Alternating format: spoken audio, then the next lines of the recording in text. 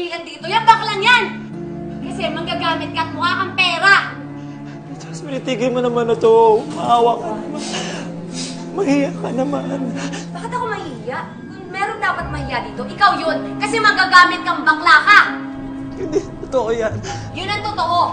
Hindi ka na nakontento sa pagiging bakla mo. Lumalandi ka pa. Pineperahan mo pa yung boyfriend ko. Oo!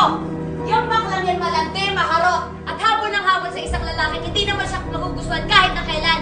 Ambisyosa! Jasmine, wala akong ginagawang masama sa'yo. Masobra ka na, Jasmine.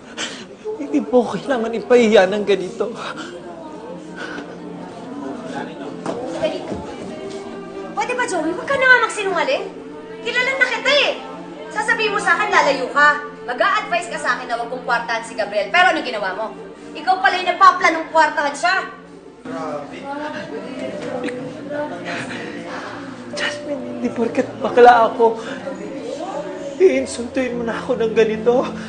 Awa ka naman sa akin. Sana naman, kahit konti lang, respetuhin mo naman ako. Bakit ko naman re-respetuhin ang isang salot na baklang kagaya mo, ha? Eh kaya nga kayo naghihirap ng nanay mo kasi malas ka.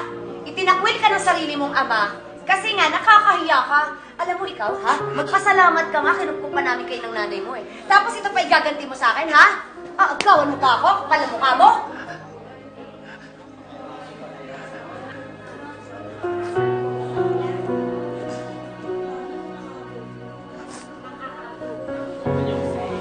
O hindi pa ako tapos sa'yo!